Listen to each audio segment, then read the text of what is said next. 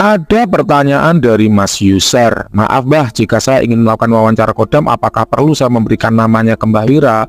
Jawabannya tidak perlu. Cukup bendanya saja difoto, nanti akan Mbah Wira tanyakan apakah ini kodam yang mau diwawancara. Jika iya betul yang itu, nanti proses wawancara akan dilakukan. Jadi tidak perlu pakai nama. Pertanyaan selanjutnya, bukannya ketika kita memberikan nama kodam ke orang lain, maka orang lain jadi bisa mengakses tuasnya? Jawabannya bisa ya, bisa tidak. Kenapa? Karena masing-masing kodam itu punya karakteristik yang berbeda-beda. Pada kodam-kodam yang tidak pemilih, kalau namanya diberikan ya dia bisa mengakses.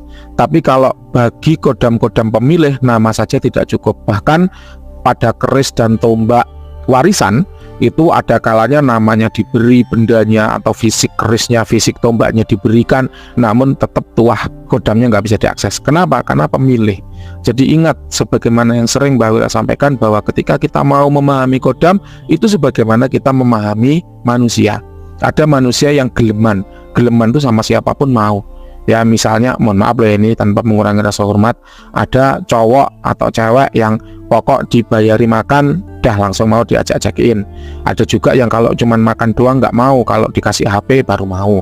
Ada yang kalau HP cukup iPhone ya mau. Ada yang harus sama sepeda motor baru mau.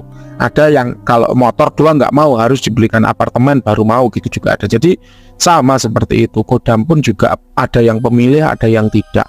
Jadi bergantung pada individu kodamnya itu, nggak bisa kita pukul sama rata sama rasa. Pokok namanya diberikan langsung bisa diakses, tidak semuanya seperti itu.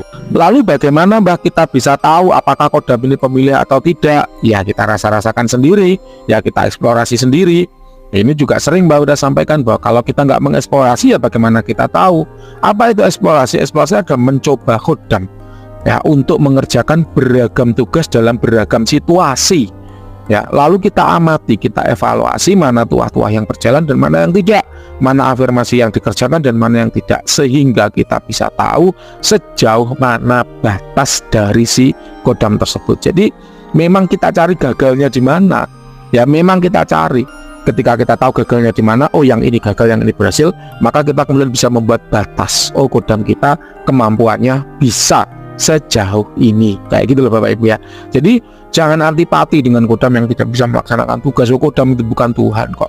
Nah, kalau Tuhan oh kun fayakun beres lah, ini kodam bukan Tuhan. Jadi ya tetap akan ada batas atau titik di mana dia berhenti. Ya dia tidak bisa lagi menyelesaikan tugas yang kita berikan karena saking sulitnya, atau karena saking gak jodohnya, atau karena saking menentang hukum alam dan sebagainya gitu. Demikian, semoga bermanfaat. Ada pertanyaan dari user.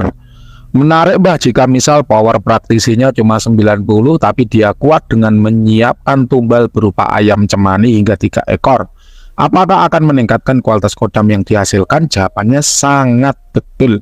Karena si kodam tadi datang bukan karena power dari praktisinya, melainkan karena tertarik dengan tumbal yang diberikan oleh si praktisi tersebut. Jelas ya? Ada pertanyaan dari Abraham ya, ada harga yang ekonomis nggak Mbah azimatnya? Jawabannya ada ya, yang harga 999 ya, jadi 1 juta masih ada kembalian 1000 juga ada, dan itu bisa dicicil pakai Shopee Paylater. Jadi sudah Mbah Wira upload di Shopee. Kemudian untuk azimat-azimat lainnya yang sudah tersketsa, ada diskon 50% untuk pembelian melalui Shopee. Silahkan Anda boleh WhatsApp ke nomor Mbah Wira, nanti akan Mbah Wira kasih linknya bagaimana cara mendapatkan diskon 50%, dan yang di diskon 50% itu masih bisa dicicil dengan cara pembayaran melalui Shopee Paylater gitu ya. Jadi jangan khawatir, yang mahal ada, yang diskon 50% ada, yang murah ada, yang murah nggak sampai 1 juta dan bisa dicicil ada.